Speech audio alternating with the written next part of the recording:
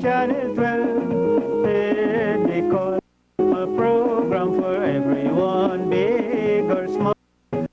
Programs that is very hard to follow. Directed by Mr. C.N. Sharma, a man of honesty, courage, and stamina. Directed by Mr.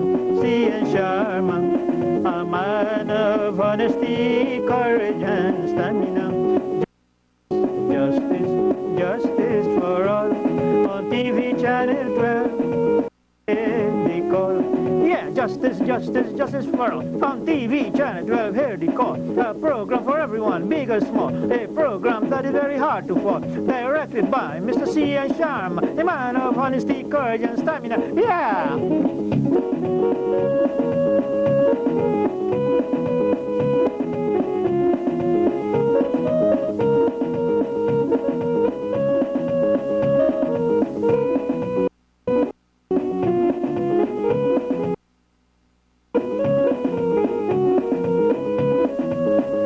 TV station on duty day and night. The station that is everybody's delight. The TV station on duty day and night. The station that is everybody's delight. The forced to screen films regularly, backed by Mr. Sharma's vision and generosity. Just over here of your God, for me to see what is going on. This man walk a slave and he sleep and he pave, and so he up to do God till he reach his grave. The big man drink the juice and this small man eat the shell. The big man live in heaven and this small man live in hell. So we will fight for freedom, we will fight for joy, to gain liberation, God. Some of us may die, oh my God. Over here how you God, come into this world and see what is going on. This small man always unites and works very hard. God, he always live hard. Some of us are holla, and some of us are ball. The money that we earning, God can't do us all. You live in your own country, and you live on God. This small man is the man that always find it hard. Oh my God, over here have you God. Come into this world and see what is going on.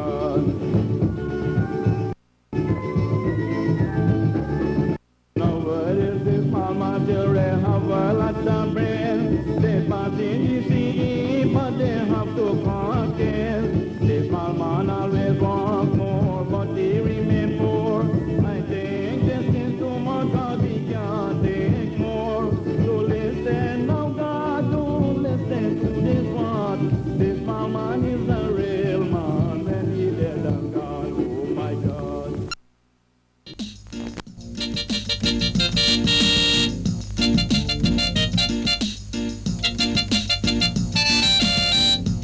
Well, this song is not only dedicated to C.N. Sharma, but it's dedicated to all Guyanese throughout the length and breadth of Guyana.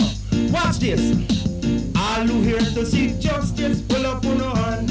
All of the Guyanese them, all who here to seek justice, pull up on your hand. Let me tell you, man. Sharma give the poor people food. He's the kind of man, yes, he don't speak rude.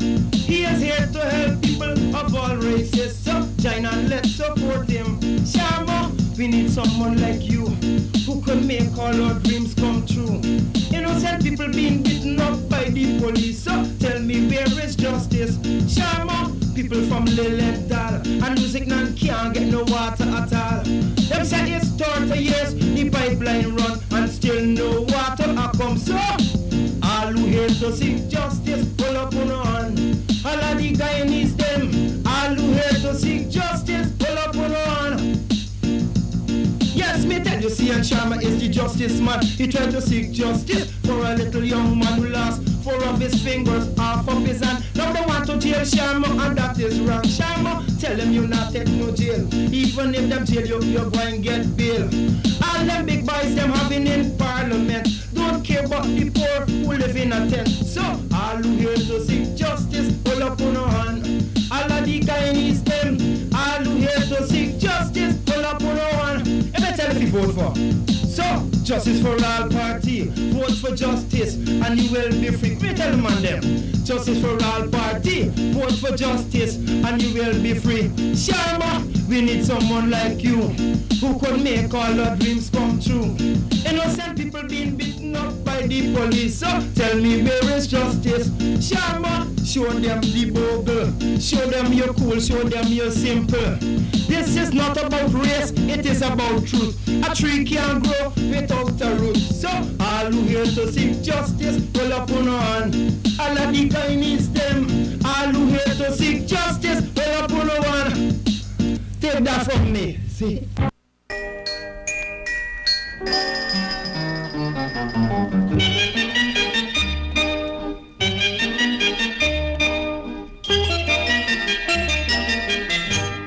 Although we hail from different lands, we share one earth and sky and sun.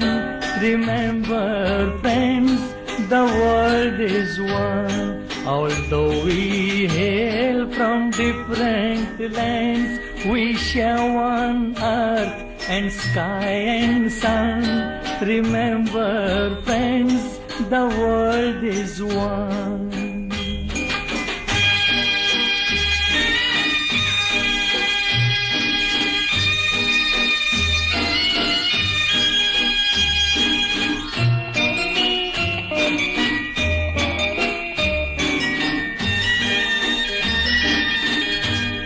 We want all enmity to cease, for we want peace, we all want peace.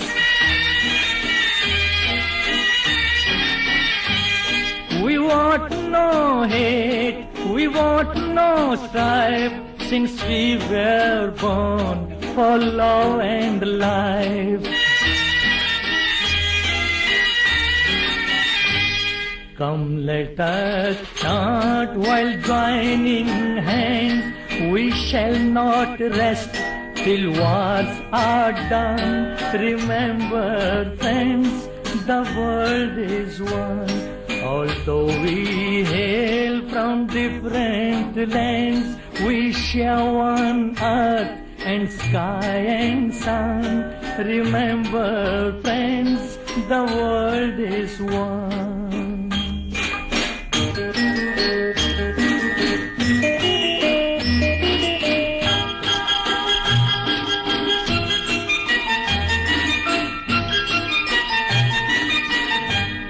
We have met here to dream and build. We want our dreams to be fulfilled.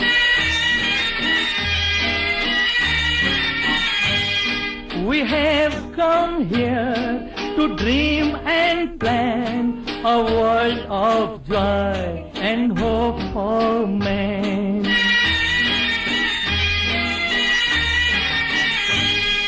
A world his dignity demands, a world that we shall see begun. Remember, friends, the world is one.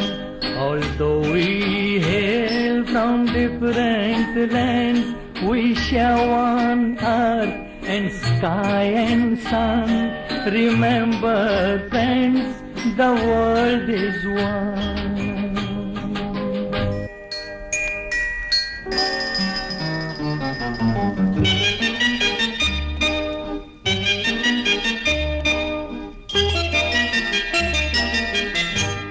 Although we hail from different lands, we share one earth and sky and sun.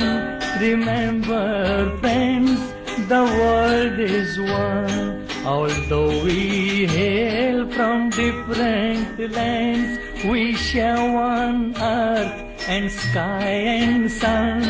Remember, friends, the world is one.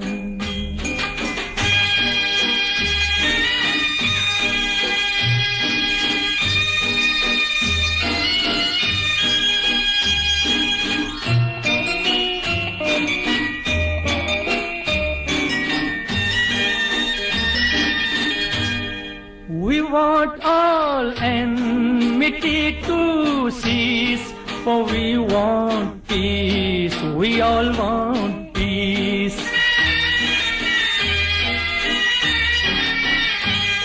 We want no hate, we want no strife, since we were born for love and life.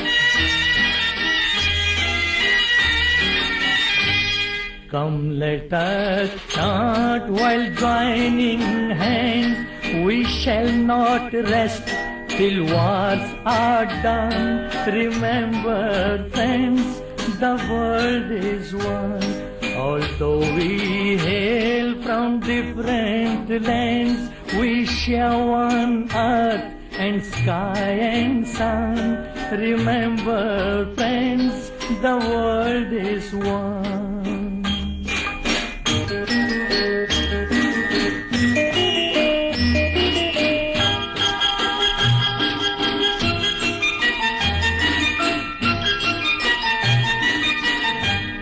We have met here to dream and build. We want our dreams to be fulfilled.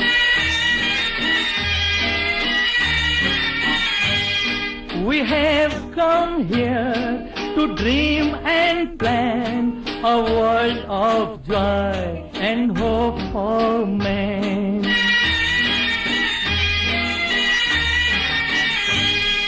A world his dignity demands, a world that we shall see begun. Remember, friends, the world is one.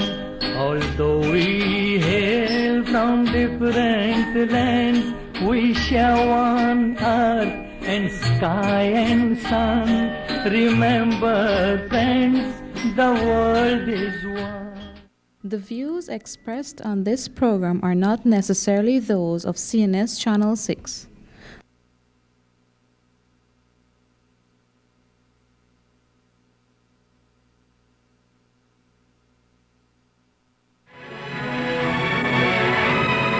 Guyana, full of resources, undoubtedly the potential breadbasket of the Caribbean, a country where academic excellence, standards, and foreign policy were beyond comparison in this part of the world.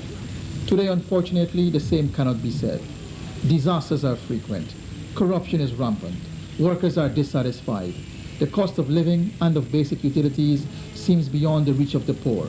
School children are fighting for better educational facilities and system, while the suffering of the poor continues. However, the leader of the Justice for All party, C.N. Sharma, provides an opportunity for these problems to be highlighted. He traversed this country and will continue to do so to places where no other political leader goes, places where people suffer on a daily basis, places that to other leaders seems not to exist, places where the people's voices are important, a voice crying out for help, a voice that can foster change, the voice of reality, so powerful, the voice of the people.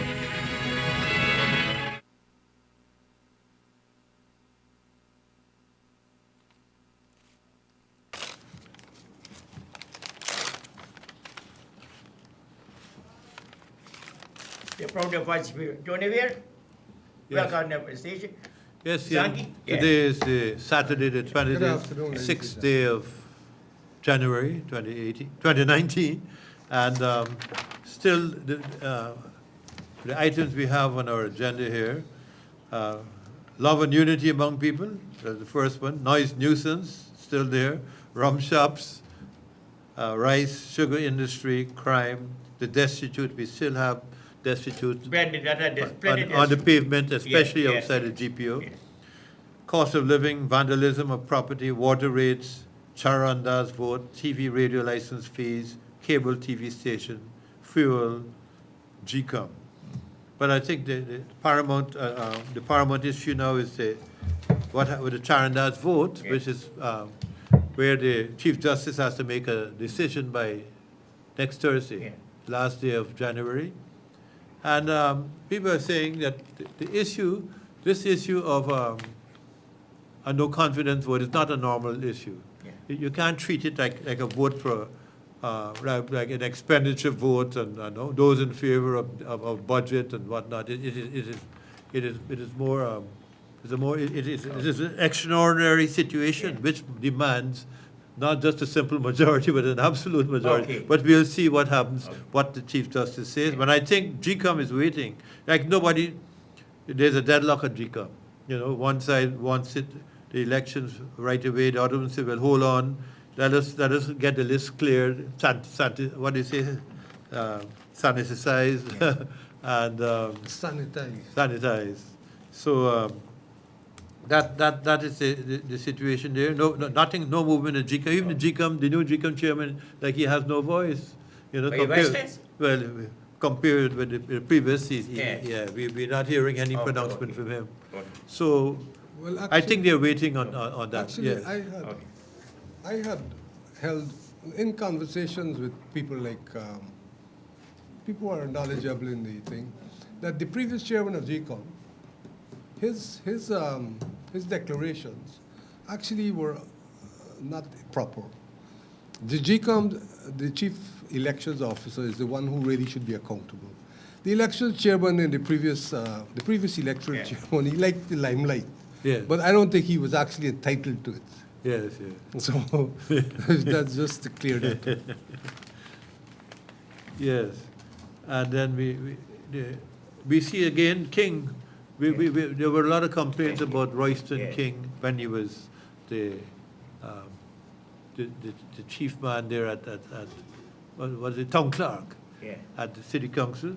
And it came to a head, especially during... What is the issue, clerk, right? He'd been fired. Okay. He'd been fired. Police audit office called in, according to the Starbuck News here. And but what I'm saying, they might need a wider investigation. We'll see if Royston King will talk, or the others who were involved with him, because we have that famous parking meter scandal where all of them went to Mexico and whatnot, and we don't know what passed on. What is the position with that? Well, I think the parking meters project has been stalled. Scrapped? I don't know if it's scrapped. It's been stalled since then, So I wouldn't go to say it's scrapped. Maybe we can get some more advice on that. I have always held the view, since Mr. Hamilton Green was the mayor, that we have a bad construct, an administrative construct which is a recipe for disaster. For example, the town clerk, the engineer, and several other people working in the mayor and city council are actually under the supervision of the minister of local government. They come to him, they get their salaries from there. And it creates, and I had the same problem in the West Demerara with the REOs.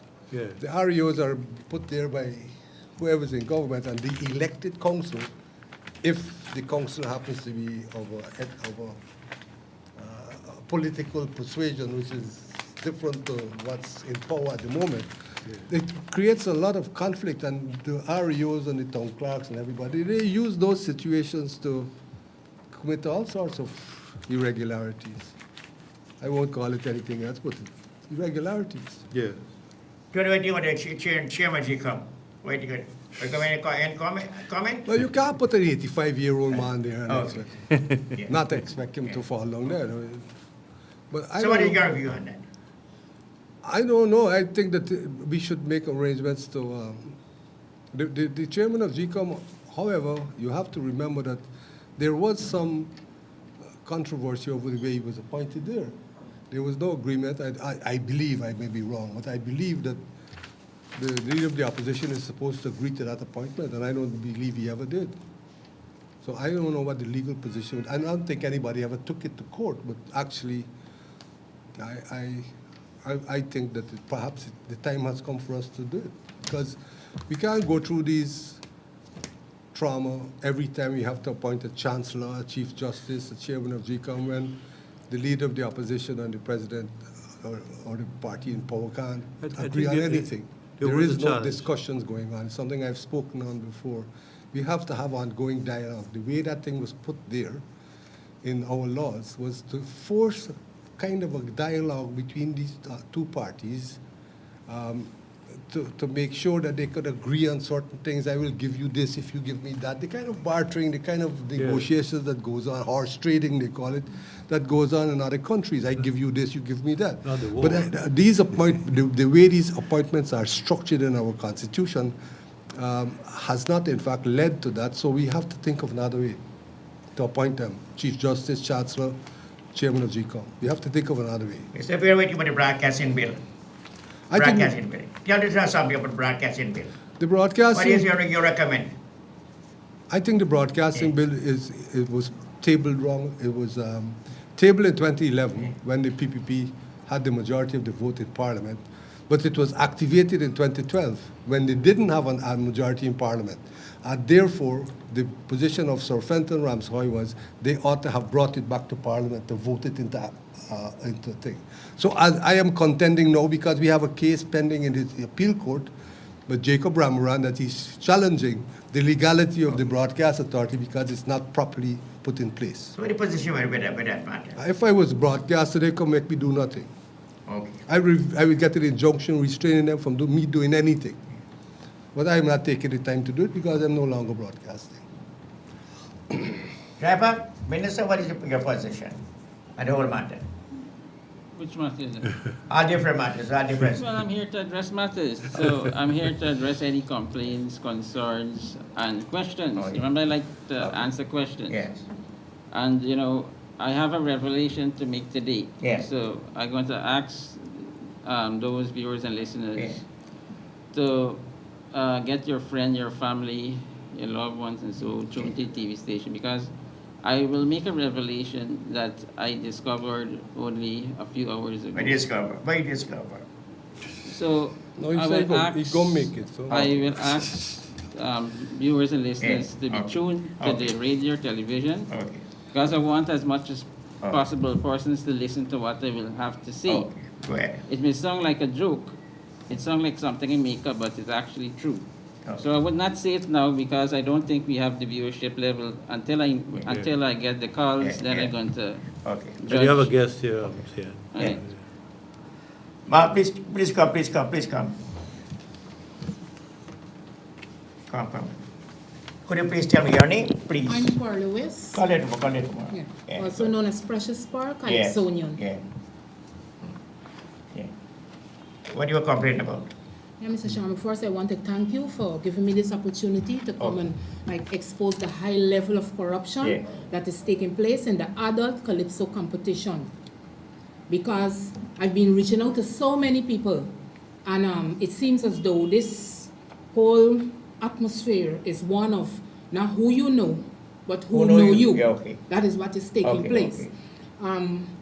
This is twice in 1 year. Yeah. In 2018 competition and this year's competition, two very good songs. All my songs are being sabotaged.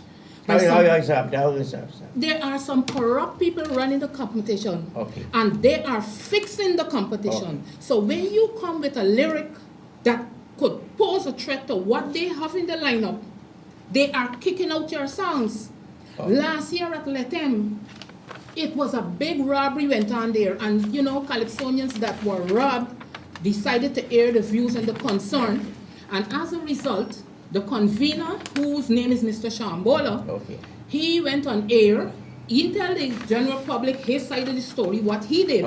But for the Calypsonians that stood up, he promised that he would ban them for 2 years and they would be served letters. No, there was no investigation by the minister, right? No letters were served, and Shambola seemed to have disappeared into thin air. Since then, not knowing he's lying in the background.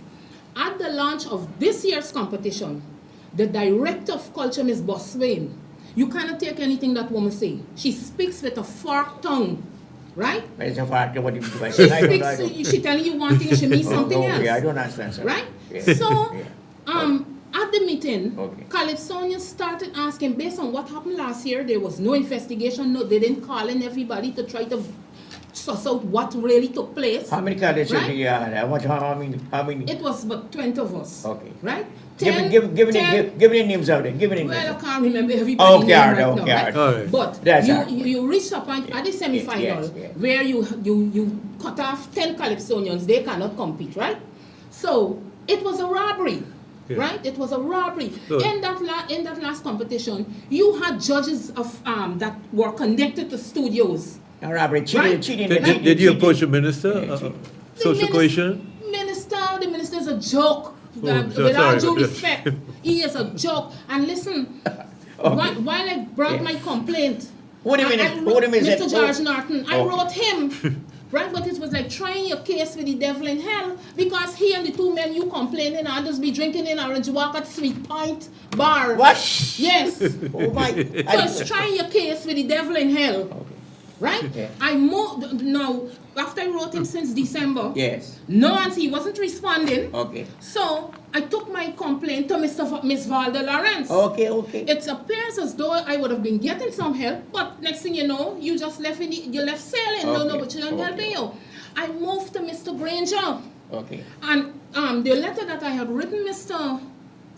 Norton was asking that he get the judges and officials to show in writing why my song was not selected for the competition. Okay.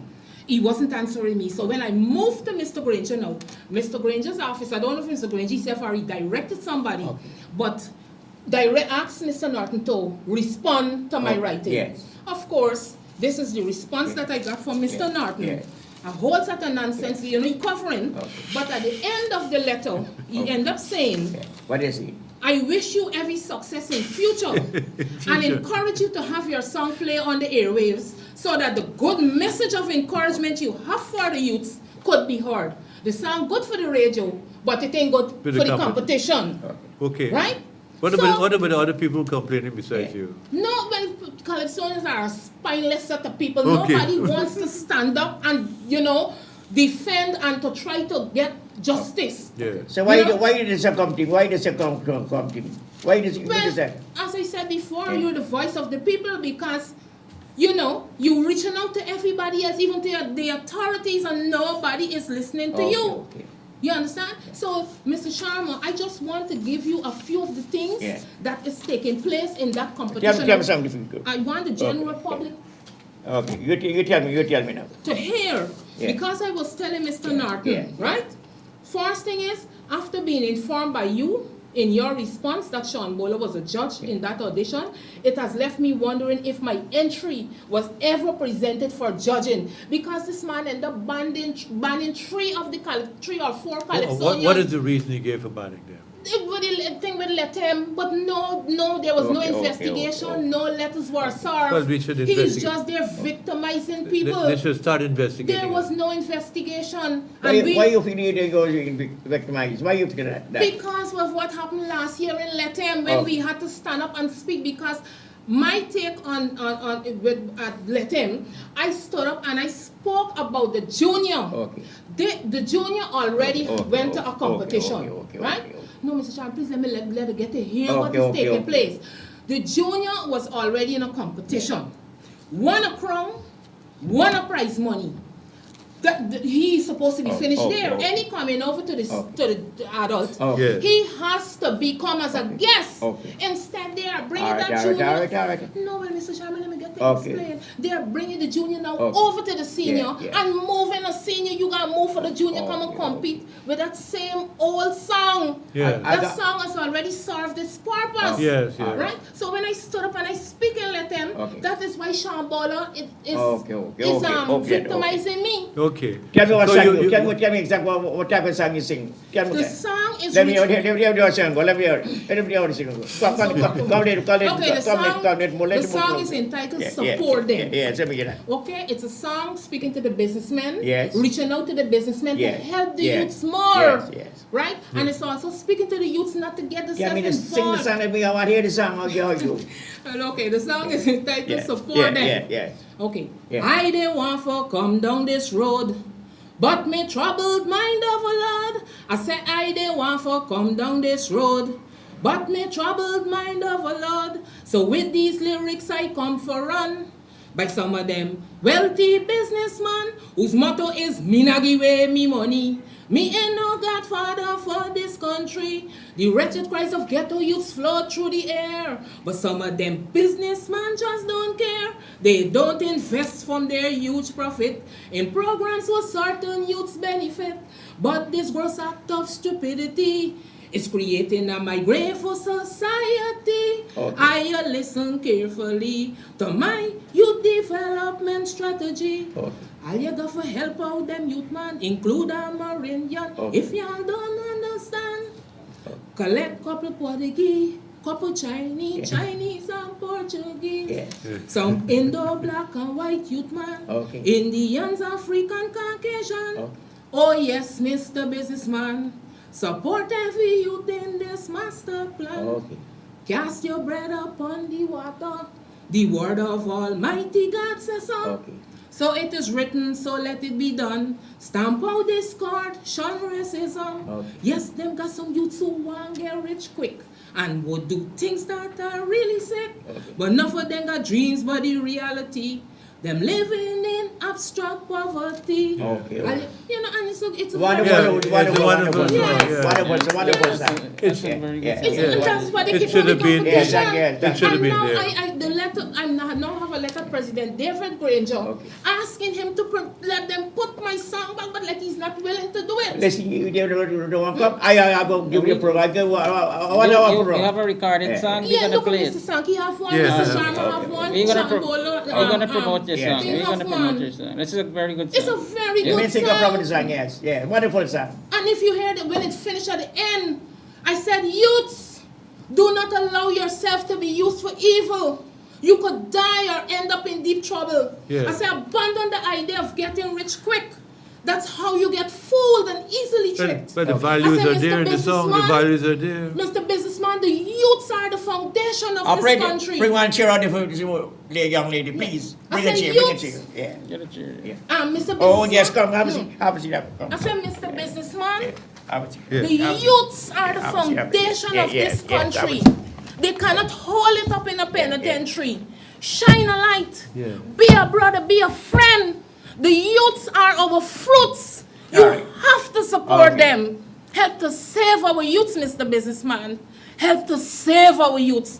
That's the song they kick out the competition. Thank you very much for That's this the song. song they kick out the Wonderful song, competition. wonderful song, wonderful song. Yes. We're gonna promote Yeah, the song. yeah. We're probably gonna air it after the program Yes. Yes. at the closing. Okay. It's a very good song. Yes. And it's applicable Okay. to what's happened It is inside. timely, Okay, yes. okay. It has values. This was your opening remarks now. As I said, CN, I Yeah. would like to listen to the Let me take callers. some house. Call you in here. Hello? Yes. Hello? Hello? No, not here. Yeah, I thought that song sounded. Yeah. The message was Yeah. important, and it had value in it. Yeah. You know. Veer, someone respond, please, Well, for the respond from. the song, Yeah. the song sounded okay. I don't know what the competition was like. I didn't hear the other songs, so therefore I am not in a position to form an opinion as to Yeah. how good it is compared to the other songs. But it should have been. The entire story has to be heard Audition. before you make a No, decision it- on something no. like that. I basically will not be forced into making any comment on a song which I hear in isolation of the other songs. No, but it was And an the audition. reasons why something was awarded and not awarded. I think it is But- not. We're not Fair. for No, no, that. We yeah. said we She didn't even support enter the song. first round. They didn't even admit her to the first round of the So we're gonna competition. promote the song, maybe. Audition. Maybe Yeah, we'll great. get It's a fair way to the sugar industry now. You collapsing or you going forward or not? I am very disturbed about the whole thing. I'm trying to understand in my whole mind why it is that Skeldon is separate to the rest of the sugar industry. Yeah. Because Albion, Blairmont, IFLOC is going to produce about 108,000 tons, but we don't know what Skeldon is going to do. We don't even know if it's, we know that Enmore has been closed, and it's not operating. You know that Wales has been closed, not operating. But what happens to the Skeldon cane? Is that operating? Is it getting sugar? Because we have to understand we live in a country which has to have foreign exchange to buy the things that we need to run this nation. And you can't have, in 2004, a sugar industry producing 300 or 4,000 tons and then whittle it down to 108,000 tons. What happens when that foreign exchange shortage impacts the economy? What happens then? It has to have some kind of an impact. So I was never in favor of shutting down these estates, especially if, for example, you have a situation at LBI, Ogle, and more. Let's say that the workforce is dying on you, because it is going. People are less and less falling for the job of doing cutting sugar cane. And let's it's like come, what? Who's going on? Yeah, go ahead, please go ahead. So if you close the factory at LBI, but you leave the fields there, then everybody in the place is not left in a destitute situation. But if you shut Ogle, then LBI, then Enmore, all three of the East Demerara estates, now all those people, they really don't have an alternative within the sugar industry. When you close down Wales, you told them, go to IFLOC, you will get work. And it's reasonable for that to happen because IFLOC is experiencing a shortage of labor. So it's a very funny situation, and I'm sure that we have other things that we could do in that industry without having to put people on the road.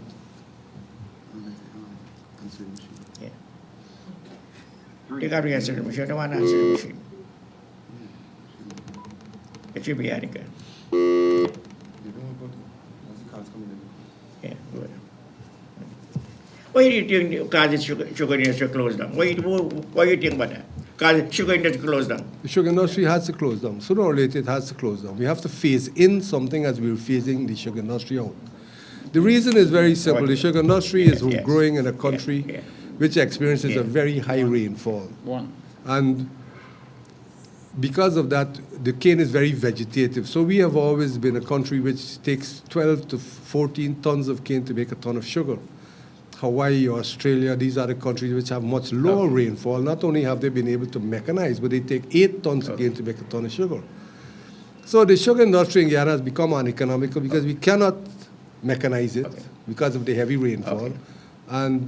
But we have to find something else. We can't just put all these people on the breadline. Mr. Fair, our kind of opposition leader said opening sugar industry back. He go open it back. Well, he wants to. He has a constituents. Yeah. And he wants to reassure them that his government, if put back into power, will not abandon them. Okay. You can't blame him for that. Okay. He's saying what he thinks and can be done, and I think that in view of what I have seen, they are probably going to look at the situation within the sugar industry more carefully to evolve it to something else. I think we were well along the way to prove that aquaculture was a very viable alternative to sugarcane, much more suited to our climatic soil conditions, drainage conditions, and everything, and far more lucrative in terms of its return per acre, per annum. But it was never actually explored in any significant way before the estate started to shut. Okay. Conrad, hello? Hello, Conrad, hello? Hello? Good afternoon. Good afternoon. Yes. Yes. Being that we are something being sacked, could this nation see him being prosecuted? Yeah. Oh, thank you very much. What did he say? Yes, it's a possibility. That's possible. Yeah. So that's the first stage. He's no longer there, so he can't influence the outcome of the investigation. So they will have to report whatever illegality was done to the police and yes, it could be charged. Caller, hello? To the DPP Hello? at least. Yes, yeah. Good afternoon, on loudspeaker more loud, I can't hear you. Hello? Speak louder. Good afternoon. Yeah, good afternoon, that's right, I'm hearing you now. Yeah. Yes. Mr. Jagg, you're doing what you used to do. What? They're sharing out a lot of rice and Oh, more. but I used to do it all the time. I did it for years now. Yeah. Yes, now you follow my footstep. Yeah. Yes, yes. I want to know if the opposition win the election already because they're having big party all over the place. Yes. So I would like to know if they win already. Okay, I don't know if they win already. No, what they're doing, they start the campaign, right? And it's actually against the rules to start a campaign without announcement of the elections. But Because Mr. Ali had they a jump. big party at Glenora. Right. So they jump the gun, and so to speak, that they using the identification of a presidential candidate as a means of going out and introducing the presidential candidate to the various communities, in particular the 3 counties of Guyana, and in so doing they are campaigning. So they took a jump before us. And what you should consider is that Judge, you're saying that he reopening back the show they state, Yeah. but he did close iFlood. Wasn't he the one that closed iFlood? not No, iFlood, he Leonora, closed, Glenora, not iFlood. and not East Bank there. and Diamond. Diamond. So, so to answer your question, is that this is the second consecutive time that the PAPC did not went to Congress to choose the presidential candidate. Okay. They did it at the level of the Central Executive, a 35-member body in which Jagdeo himself controlled and exercised power. So here Irfan was supposed to be elected by secret ballot. When the reporters asked Irfan about that, mouth open story jump out. The first word he said he was elected. Then he changed and said he was elected. So this is a chance for the Calypsonian to make songs, Okay. So here, these are all makeshift things that all in favor of Jagdeo. As we have seen it in the government, the Justice for All Party has seen it, that the Ramatar presidency was Jagdeo's 3rd term. Although they went to court, The same thing had happened. although they went to court to get a 3rd term in which he could sit as president, he got his 3rd term through Donald Ramatar presidency, and now there's a possibility he gets a 4th term in the Irfan Ali presidency. So that is why a person may refer to it as the 4th term for Jagdeo, but that is how we would came up with that rationale. Okay. So indeed, he's saying he's going to open the closed estates. This is irresponsible of him because it was Jagdeo himself that spent a large amount of taxpayers' money and monies from the EU to open that Skeldon factory. And it is a failed factory. It never produced anything that it was intended to produce. It's a failure. And, and the industry failed under the PAPC. It failed under them. Sugar did not fail under the AP New AFC. When we took office, the president took his oath of office, May 16, 2015. The week after, the CEO of Gaisuku came to government and said the entire industry will collapse if we don't bail them out. How is it what we did that caused the failure of the sugar industry? 1 week, 7 days after we took office, we destroyed the entire industry. What happened is that the PPPC, Small C, never told the people of this country of the state of decay of the industry, and they fool you. They never told you the decay of the rice sector. They fool you and say, oh, Venezuela taking the rice. They send shiploads of rice to Venezuela without the agreement of Venezuelan authority that they're going to accept the rice. And the rice returned back to Guyana. Okay, Mr. We're waiting for the sugar industry to close. What's some real? I think that we have a suitable alternative. Okay, waiting for that. I'm saying, using the situation of the closing of Diamond factory, Before Diamond Factory closed, the show closed Versailles, the previous government. Okay. Before 92. The closing of a diamond factory and allocating all the diamond canes to go to LBI, it didn't lose jobs immediately. People were going to cut canes in diamond, and it would be taken by Ponce to LBI. Canes at LBI, Leonora factory and Eiffel factory, you could throw a stone from one to the next. You shot one because you want to build up the other one, and all the canes from there would go over. So only the factory workers would be affected in terms of retrenchment and so on. And then you could use all that equipment as well to use it over in that other factory and help save money that way. Where I ran into problems with this whole thing is that we shut Enmore LBI Ogle at the same time and created a complete vacuum of work in that entire area. And that is, in my mind, was the worst thing that ever happened in our sugar industry. But couldn't they have said, look here, seeing where we find it not viable, get private investors and let them, rather than government having the loss, They have to have a change of thinking. They have to understand, and that is a whole program by itself, to show why it is that we have overlooked this. Aquaculture is a big operation. Very big. Aquaculture next year, 2020, the fish grown on land will exceed the amount of fish caught in the ocean and in rivers. This is the FAO, the Food and Agriculture Organization of the World. This is not a small industry. This is a humongous. It's bigger than sugarcane. And every acre you grow aquaculture, if you get the right yield, it will yield you 8 times more income than sugar cane. So it's something you have to. Yes.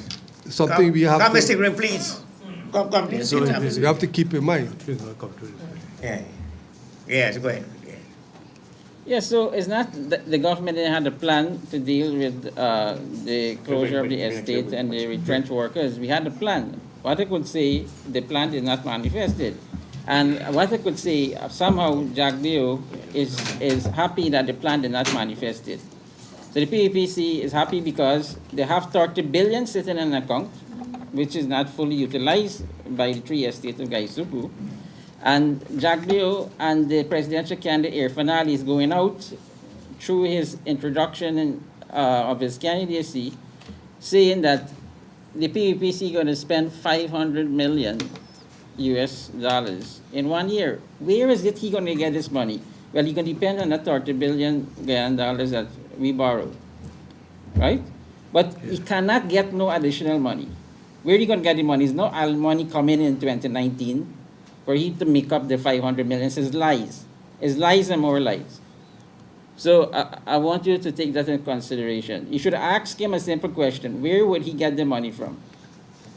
He did not invest the kind of money that he had to invest in sugar on his term, under Ramtar. He didn't invest the kind of money. When the cogen failed, they didn't pump money. You know what they did when the cogen failed? They went to take money from NISIL and GPL to take over the cogen, to run the cogen. So they tried to hide the fact that they had to pump money into Gaisuku by asking GPL and NISIL to take over the cogen operation. Yeah. So, look, if I have to do an investigation, I believe, the Honorable Dr. Barjagdo, and half of them at Freedom House might find themselves behind bars, okay, with what they did to this country. So I indicate to you, I have a revelation, and the revelation is a dream I had. And I said, you're going to believe it's a joke. And this dream I had, who you think appeared in the dream? Well, it's not Barnum, a person that I look up to, but the next person, next father of the nation, Dr. Chetty Jagan. And in the dream, he was saying to me, about confidence. I don't know if he's saying to me, you have confidence in the PAPC, Dr. Barjagdo, or Irfan Ali. But it was this constant thing about confidence. So I woke up this morning and I said, why am dreaming Dr. Jagan telling me about confidence? And so I decided to go on my phone, I decided to Google confidence in relation to no confidence. And what I discovered was amazing. apparently we were blindsided. And I did said Jagdeo was caught with his pants down, right? Yeah. But in my brief research... No, drop a dream. No, dream is not noise.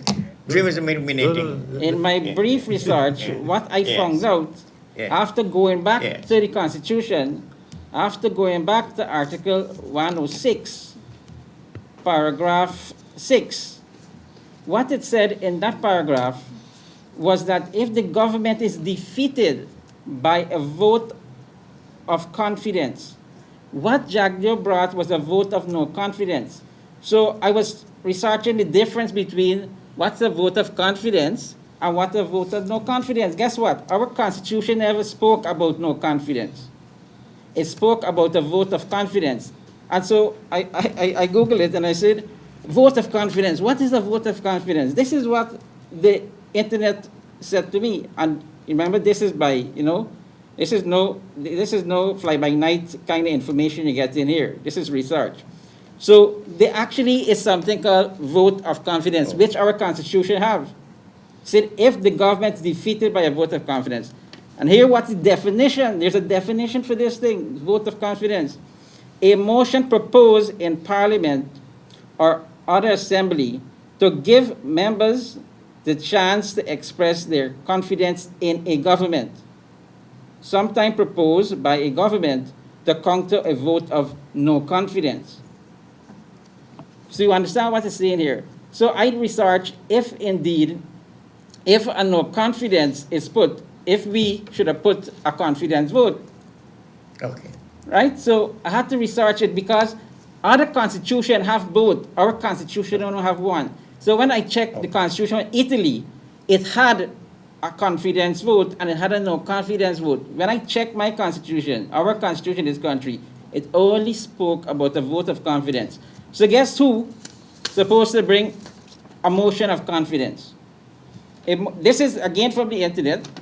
A motion of confidence is a motion of support posed by the government in Parliament. So we will have to bring the motion of confidence. So that is why the Constitution say, a majority of the elected member of the House, because it's the government will have to bring the confidence motion. So what I'm proposing, CN, with this revelation, is that is either I personally challenge this in court, or propose to His Excellency David Arthur Granger, the Attorney General, and the attorneys in our government to take up this challenge. Because I listened to the arguments in court. The arguments closed off Friday. It was cogent arguments. Very good. But it's going to open a can of worms. I believe it's very simple that, because I listened to Gail Teixeira. And Gail Teixeira spoke on an interview on, I think, a television station. I was looking at it. And Gail Teixeira, this Canadian Guyanese, is speaking about the spirit and letter of the Constitution, and she's sitting there for so long in Parliament and breaking the spirit and letter of the Constitution by having allegiance to a foreign power and sitting and voting in Parliament. Now, the Constitution itself spoke about persons sitting and voting that is unqualified to sit and vote, and there's a penalty attached to that. Mr. Green, welcome to the forum. What's some of your view? You listen to somebody we're saying. Give me your view. It's a very agriculture. Well, on the no confidence matter on agriculture. On agriculture, we need to step up on what we do in agriculture. It's our main opportunity to take Guyana, particularly now we can have revenues, forward. We lost the way after Bonham died in agriculture. We lost the enthusiasm that he had of producing food for Guyana. We've got to recapture that spirit. We have to return to the time when you don't walk along the street and people are buying what you used to call ice apples and grapes. We have fruits that are superior here. And that is what we need to do to encourage our farmers and to let the young men and women who leave high school to know that farming is an honorable vocation and not see it as the last opportunity for people. And in that light, we've got to encourage people to produce large farms, as you saw in parts of Africa and Europe, so that we can become again the breadbasket of the Caribbean.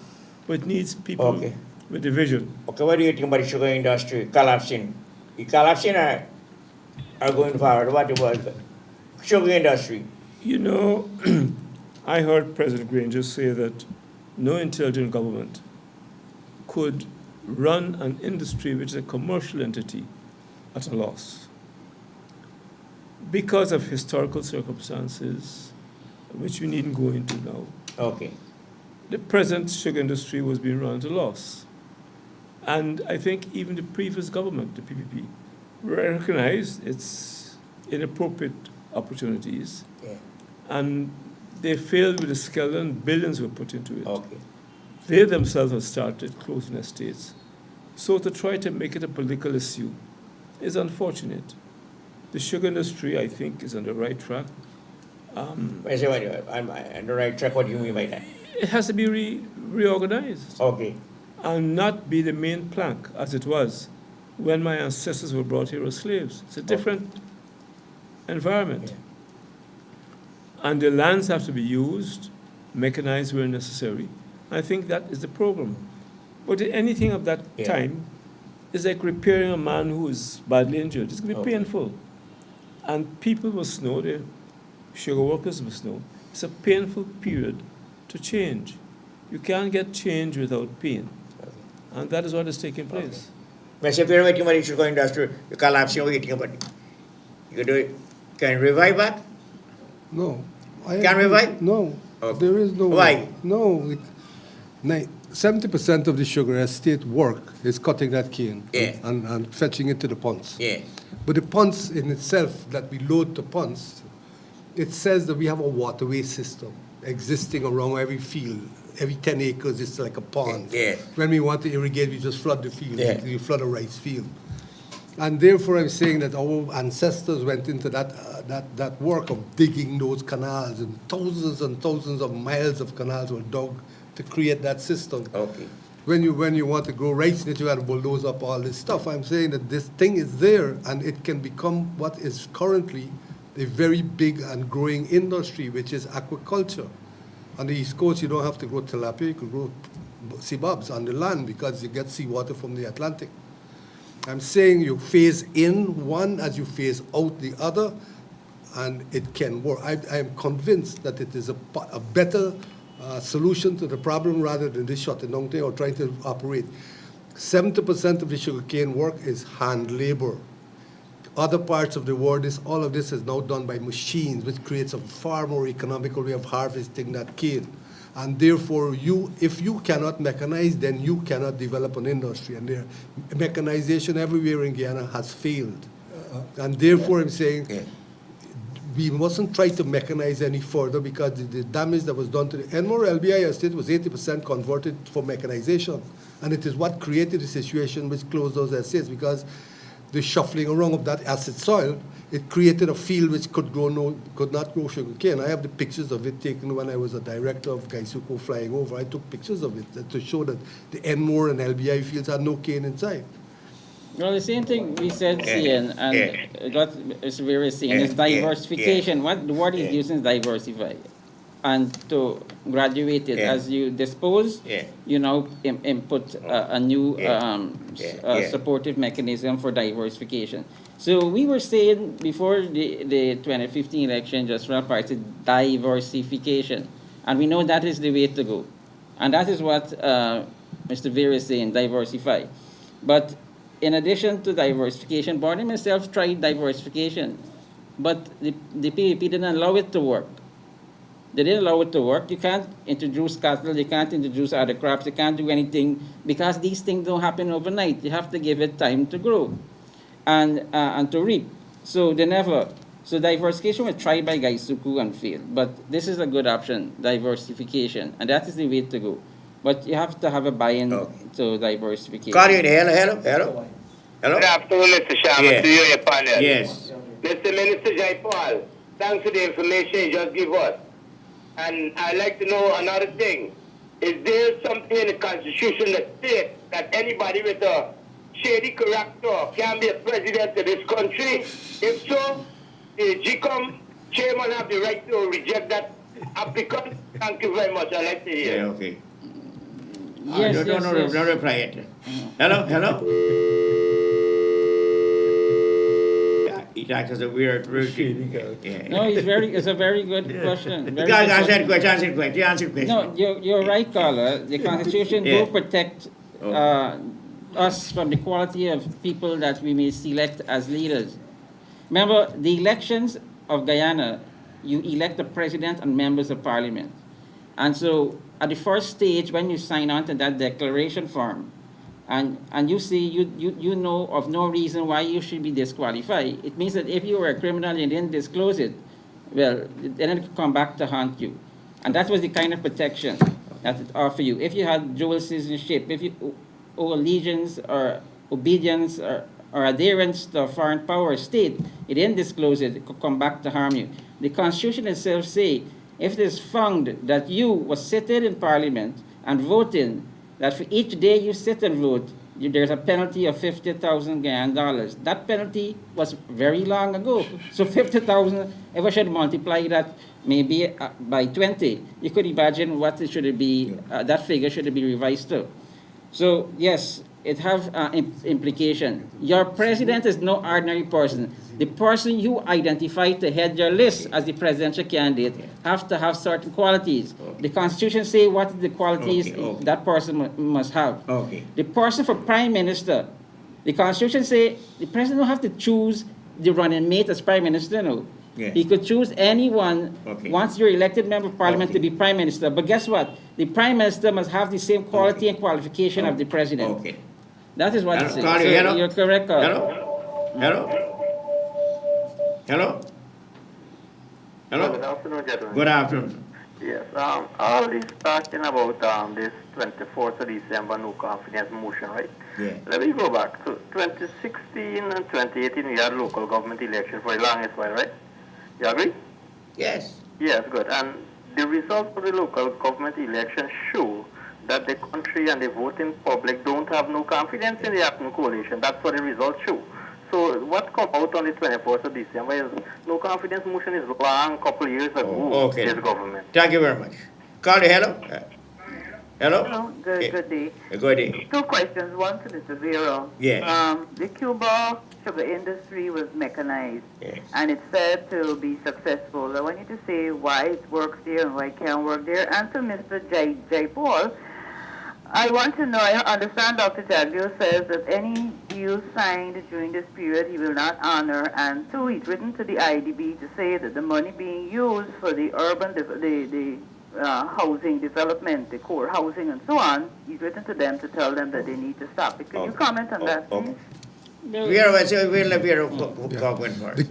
Cuban sugar industry had a serious problem after the Berlin Wall fell, because the USSR was buying sugar from Cuba and they used to produce approximately 9 or 10 million tons per annum, and indeed they have mechanized. The difference between Cuba and Guyana has completely to do with the type of soil. They don't have our heavy clay soil, and secondly, they don't have anywhere close to our level of rain. We are 100 inches of rain per year, they are less than 40. No, yes. No, I could answer the question, and the guys, and that is it, is the soil condition. And so these heavy machineries cannot walk on the land, and that was the biggest problem. 1 inch of rain could stop all mechanized harvesting. So that was the biggest problem. So mechanization was the answer. You know, sugar was never profitable. For the 300 years Guyana cultivated sugar, it was never profitable. We had slave labor, we had indentured labor, which was like slave labor. The only way it could be profitable is if the present workforce say we're going to take a cut, half our salary, and that they would not do. So that is the only way we could keep the industry alive, or to sever them, pay them the money, they get involved in some other business, and we keep sugar in a small cultivation like the tree estate. So it's right size it as we put it. Okay, but so no, that didn't answer the question. Go ahead. So sorry about that. The caller questions in relation to Jaglio actions. Yes, this is normal actions of anyone that would have put a no confidence vote. So I would say he's doing what he's entitled to do. Because in countries that have no confidence vote in their constitution, that opposition that put it is the government in waiting. Okay? Because to put a no confidence vote, you have to be sure that you're going to win it. But our constitution does not allow no confidence vote. So he's caught with his pants down. Because as I said, a caller supported me. I got to push with this thing. I know I'm a minister. I got to seek legal advice to see if I could carry it to court and challenge it. So I will have to challenge the speaker himself, Dr. Barton in Scotland, that he erred in allowing a no confidence vote. Mr. Green, some of your comments. I please. think Yeah. we're missing the deeper psychological and philosophical environment of this question and the reality of life in Guyana. The caller alluded to local government elections. Yes. There are two things about it. We didn't have local government elections for umpteen years. And people themselves had been turned off. And therefore it will take time to reintroduce the excitement you had when you had those old village fathers. People lost confidence because the PP emasculated local government by all these IMCs not having elections for 20-odd years. So it's going to take time for people to be re-enthused about local government. The other thing, which I think is much deeper, and I'm not dealing with the legal aspects of it at all, is that this question of crossing the floor or going against the party that put you in parliament is something that the People's Progressive Party invaded against for years. And now to use a legal or constitutional issue for what they believe to be their benefit is unfortunate. When Burnham was alive, that awesome politician, he got from the PP some of their top people, Chandy Singh, the Lals, Vincent Tika, Walter Bipat, and a whole lot of people. As a result of that, the PP argued then that we should have legislation which prevents one party from gaining opportunities by people crossing the floor. What Charam Das did was more than crossing the floor. He was no less than what you call a traitor, or whatever terms you call it. And morally, people should not want to benefit from the act of a traitor. It's a deeper moral issue than what we've seen in the newspapers. And throughout history, people have turned against traitors. I talked the other day about Caesar, Brutus, who was his nephew. You had during World War II, the Rosenbergs. You have this man from Norway, Vidkun Quisling. In fact, his name has now entered the dictionary, somebody who deceives. And the one that is more known best to people is Judas. It is not whether it was right or wrong. The fact is, you turned against a group without notice that you supported, you're part of. That's a traitor.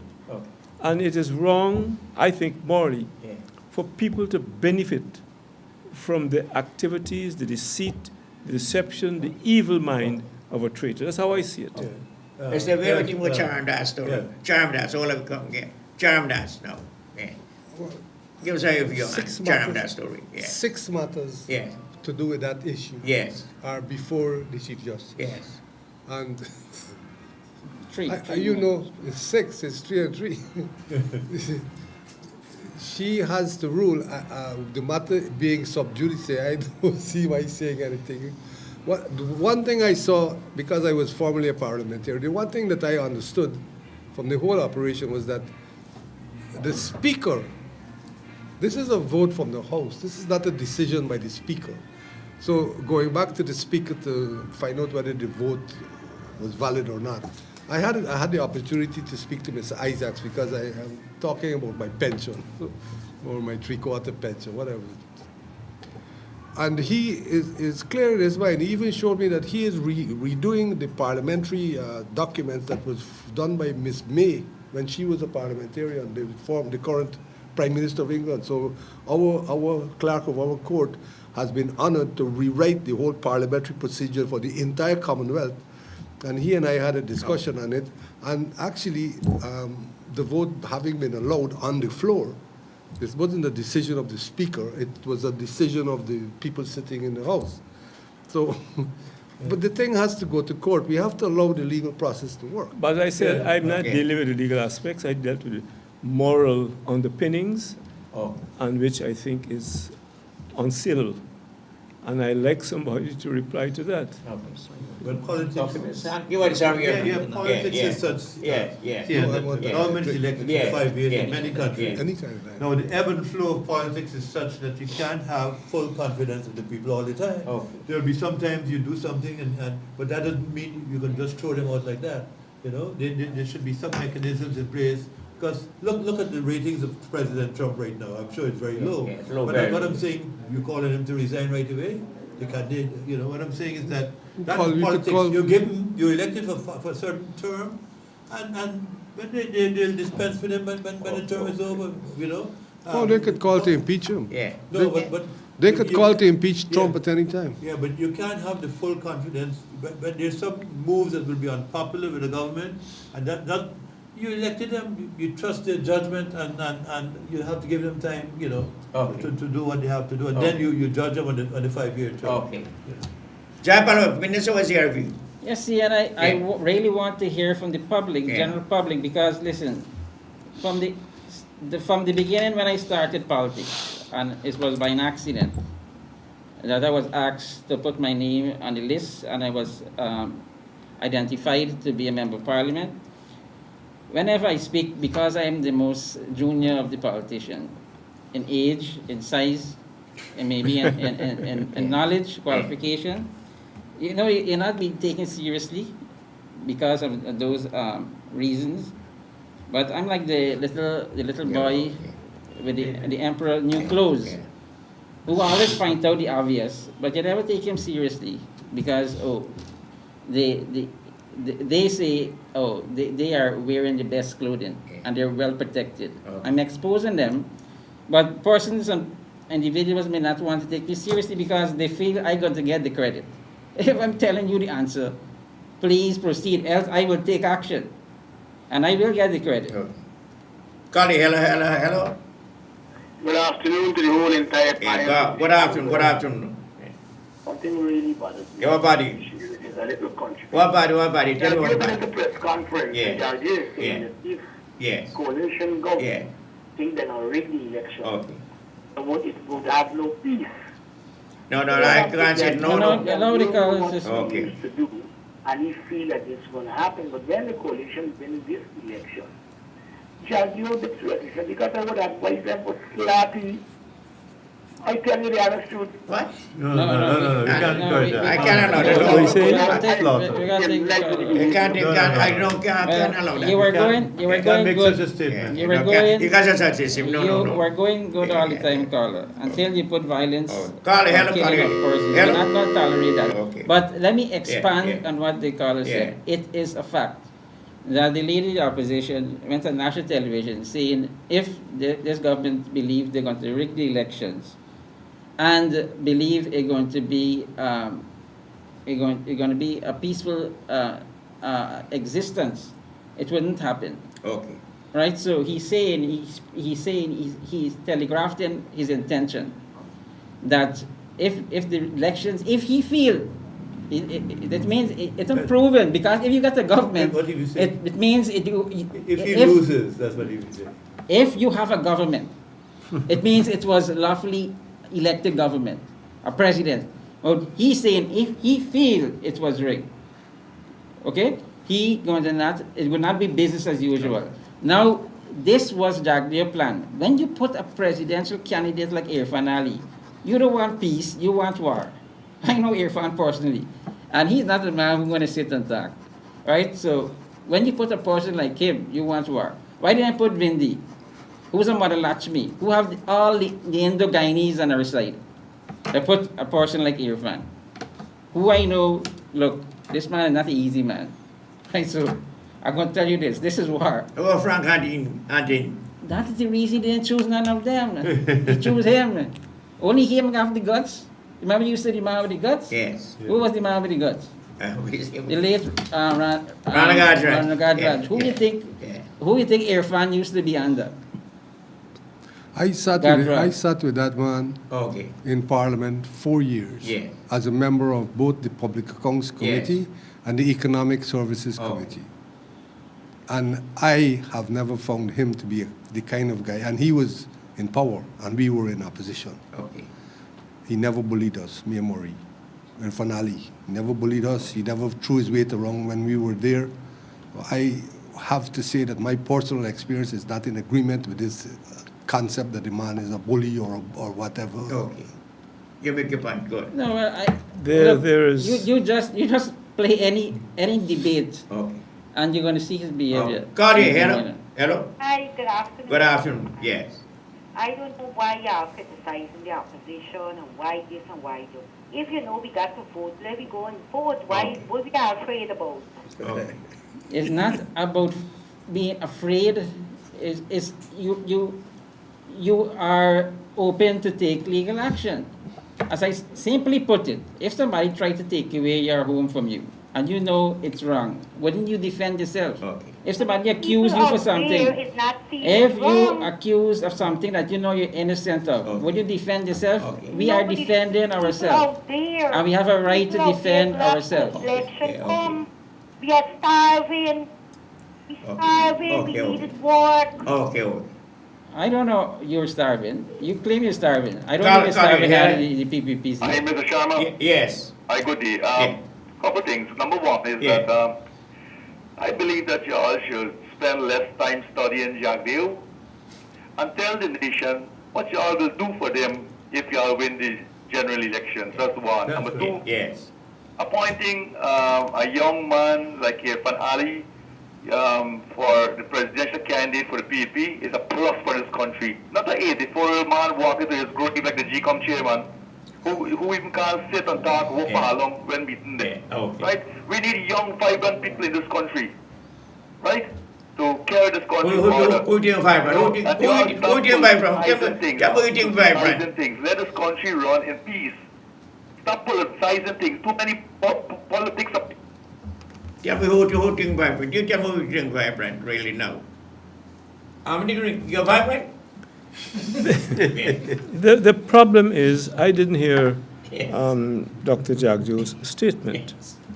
But it would be unfortunate if what is suggested, he's predicating some form of violence.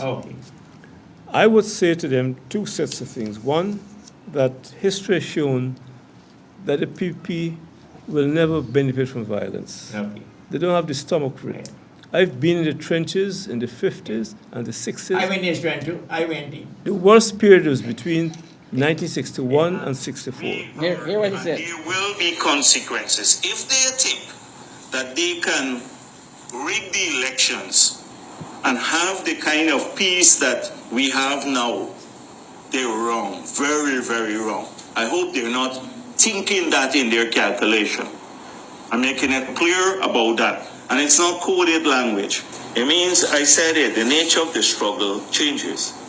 So you look at how people, when you have a legitimate government, a government that you accept as legal, they're acceptable forms of struggle. No, but let me finish here. The aspect of it, I just heard what Mr. Jagdeo said. It's reasonable, but it ought not to come from a leader to suggest violence on either side. I don't think the people of Ghana are interested in that. I have written a few weeks ago to both of our top political leaders, suggesting that we put an end to this concept of winner-take-all, and we work out the modalities for a national front government. That's my position after being in this business since 1952. Yes. I saw what happened in 56, 57, 61, 64 when the British had intervened. I saw the problems we had in the 70s. I saw what happened after 92. We've got to have a national front government, sharing what you can share on the PR, and set up strict rules with a council of people who would say, look, if Minister X crossed the line, he must be removed and not protected by any minister, whether it's a PPP or a PNC president or prime minister. That is my position. I think that is what the young people of this country want to see, so they can go ahead, get rid of this question of race and foolishness. A National Front government is all we need now, but the boys have got to talk. We need people who are not stubborn. Okay, hold on. Yeah. No, let me continue. Yes. You know, here again, I said what the Honorable Hamilton Green said, but you didn't hear it in the same way that he's putting it. I said, and I repeat again, the Constitution, and I believe it's Article 103, when the president is elected, he will choose his ministers, including his prime minister. The Constitution that we have today offers a position where we have a National Front government, because the president do not and is not compelled by the Constitution to look inside his own party to choose a prime minister. So when you elected president, and another person had asked me when we were running, and I was the presidential candidate, where are going to get the people from to form a cabinet? And I said I'm going to look in the opposition if I'm the government. Okay. So they asked how it will be possible, and I said it's there in the Constitution.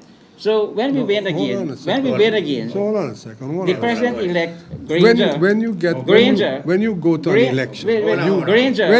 an election, there is a fundamental flaw in what's being said. If you go to an election, you have to have a list. This is the Constitution. If these people don't appear on that, we have to change certain parts of the Constitution to accommodate it. Listen to the Constitution. You can't just select people all over. You have a list, and whatever you select have to come from that list. Listen to what I'm saying, what the Constitution has to say. And this is what the Constitution says. The president shall appoint a member of the National Assembly. A member of the National Assembly. So all his ministers have to be members of the National Assembly. All of them. So the Prime Minister shall be a member of the National Assembly. The Prime Minister, not the candidate, the Prime Minister shall have the quality and qualification of the President. Now the Constitution says what's the qualification. Now, what the former Prime Minister is saying is in the Constitution. So if our President, and when he's elected President again, 2019, 2020, he's open not to choose if it's Nagamutu, if it's running mate, to choose Nagamutu, he could go and choose Irfan Ali and make him the Prime Minister. From the opposition list, though, that's in Parliament. Okay. Any member of Parliament. We are having a discussion here about any something which... member of Parliament. Okay? No, they are allowed a few technical... They come from a list. Come from a list. You identify... When you're running for elections, you march down to town hall and you present your list. Our Constitution and is your very government dynamic, and all your and a MPs lot of must people come don't from that list. understand. Isn't that so? Yes, they come from the list. Yeah, well, but the cabinet doesn't have to come from the list because the Constitution never says it must come from the list. The cabinet has to come from parliamentarians. It said, right, elected members of Parliament. That is what I said. Yeah, that is it. To be a member of Parliament, you have to come from a list. Right, but not your party list. It That's never forced. So what I'm saying, the National Front government, the National Front government could work because whoever the president, if speaking that Irfan is the president, if Irfan bring peace, he could say, I'm going to appoint David Granger to be the Prime Minister. Okay. All right, hold on. Carter, hello? Good afternoon, Mr. Chairman. Yeah. Hello? Good afternoon. Yeah, good afternoon, yes. Very interesting discussion, but I think that look, there's some observation. Okay. We shouldn't have been dealing, I heard Minister Jaipal talk so ill about Irfan Ali. He doesn't know that gentleman. He knows him from debating, and yes, when you're debating, you've got to be forceful. You've got to bring your point over, because of the heckling that comes, the things that happening in Parliament, you have to be forceful. You have to raise your voice. But he doesn't know Irfan Ali. And I tell you, I know the guy because I'm from the West Coast. I know him. Why we crying about this thing about the Constitution and what? When what good for the goose, good for the gander. When the PNC which I was a member of, and I know Mr. Green, we campaigned together, when the PNC did their petition for the no confidence motion against Mr. Ramatar, they bowed, dissolved Parliament and walked away and called election. I'm not saying, I don't mind the court challenge and what, listening and so forth about the court challenge. Very educational. But when we talk about violence, and then Minister Sharma played a tape, which he contradicts himself where he said the opposition leader threatened violence. The man never said violence. The tape clearly say it's not going to be business as usual. Takes many a form. Mr. Green would know that. You pun with words as a politician. I never say he threatened violence. But he didn't. I never said that. Reasonable what he said. There's political strategy, my brother. The position here is that look, you're definitely supportive here, I'm saying that the way you portrayed Mr. Ali as this big bad general, bad man come to tongue, you know, it's not so. We got worse. All right. In 92 election, when we lost the election, what about the corruption? when we lost the election, I was summoned because I was the area director to Mr. Green place. And you know what? Me, Ali Majid, and I can't remember the other lady, she was the affairs minister. Okay. We were all summoned to go to Mr. Green place at 7 the night. And you know, going in there, it was hostile. Men had all implements to burn and kill and do what and what. We went to that meeting and we declared there shouldn't be a violence. Odin Kulabumba was there too. And at Mr. Green's home. Okay. And there's where we walked away, then summoned by Mr. Hike. He said that all of us can get jailed if the tongue went down. Okay. But if that whole situation was calmed by Mr. Green. I think that when we on national television, we should be responsible. And that is not what we're getting, because the same thing was good for the goose, good for the gander. PPP had lost the same thing. They didn't go to court, they just bowed. I'm not saying we shouldn't take it to court, but we need to be more responsible as a minister. That same minister there, Mr. Jaipal, said he would have given up his portfolio to Ali. Yeah. You know, what happened with that? The television, we glued on the television. This is a very interesting program. Oh my God! I think we should have been coming down. You can't talk about the same thing. Yeah, we got to drop the Go ahead. Yeah, finish. Yeah. Okay. I don't know who this guy, but definitely admire Irfan Ali. He said he know the man. You know the man. I used to debate with the man.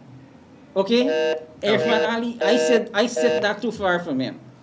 Irfan Ali at times gets so annoyed. Priya's got to hold him back because he wants to come up and slap the vice president. He said he wants to attack the man. Right? So even the prime minister, he wants to physically abuse the man. But of course, how you know that? You have evidence? we sit in parliament. Okay, This is behavior. You can take a picture the next day. So they can't take photos. Okay, in assembly. Carly, So, hello. no, but I'm finished. Yeah, You see, hold on, you allow hold the on. caller to Yeah. say things Hello, like hello. I was, Yes. That gentleman know one part of Irfan Ali and know the other part. Yeah, the other part. Anyway, the guy before who they talking about the old people, Chedi Jagan became president at age 74. Janet Jagan became president at age 77. Yeah. So there's many instances I sit in the parliament across the aisle, and Priya Manichan and others got to restrain him from his behavior. That's presidential material? Well, beyond that, you have charges against him, 19.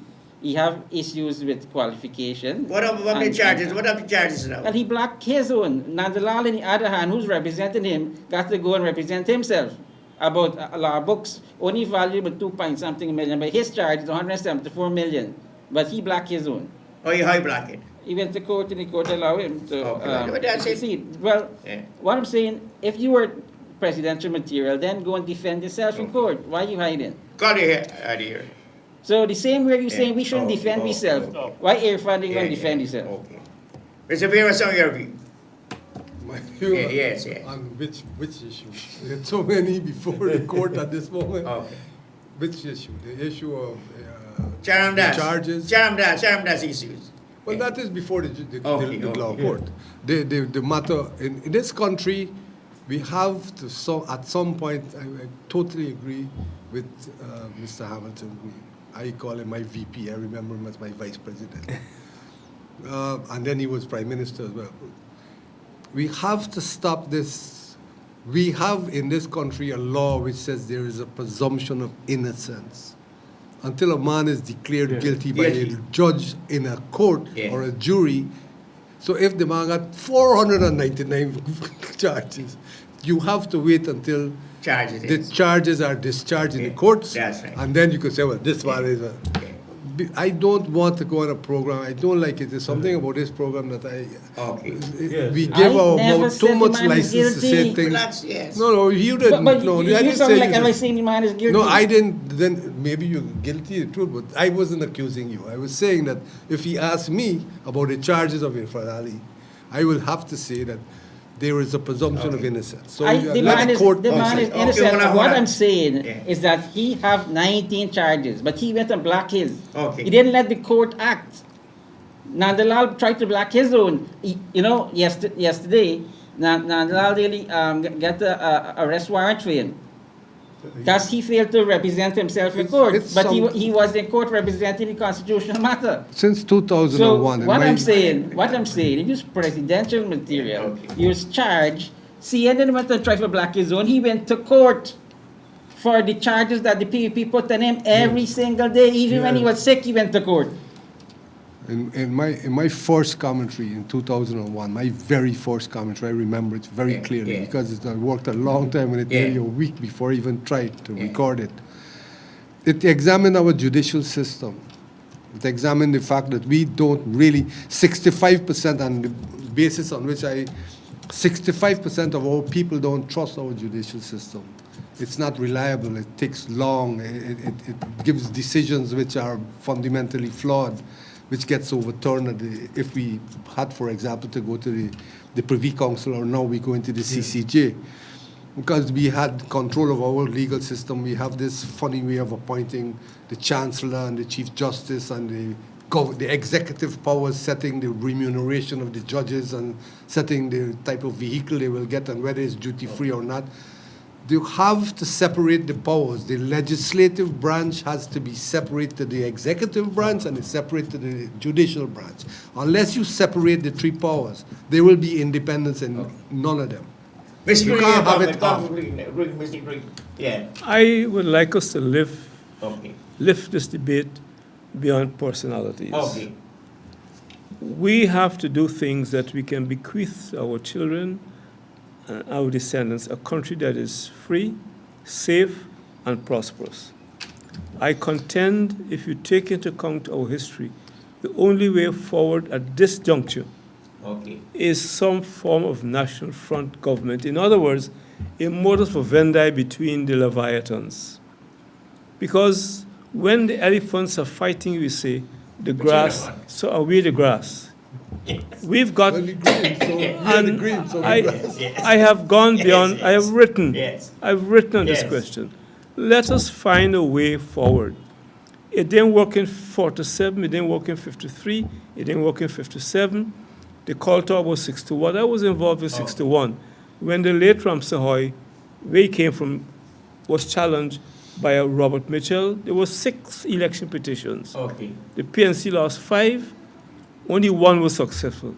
That's the one in which I was involved in which the court determined a by-election. The PP never had a by-election because the court found the PP was guilty of unfair election practices where I was involved in the Houston constituency.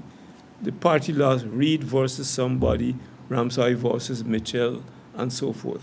So what I'm saying with that experience, let us sit down on this program and say to our leaders, stop this personality struggle, sit down and work out something that we can work together. You know what? Excellent. And I spoke to a certain leader a few nights ago, You know what is tragic about this?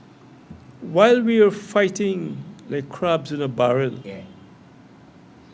the Venezuelans got their warships out there, they want the oil. The Brazilians are coming in. The Chinese, not the good ones, the not so good ones. And we are going to live, if we're not careful, to a time when our people don't inherit our patrimony. Our slave ancestors, our indentured people who came here, will not be the beneficiaries of this new oil resources. Okay. Other people are waiting. I told a certain leader, y'all are talking. I didn't hear sufficient talk about getting together to resist this Venezuela threat. Is a serious threat. They've got F-16 poised here now.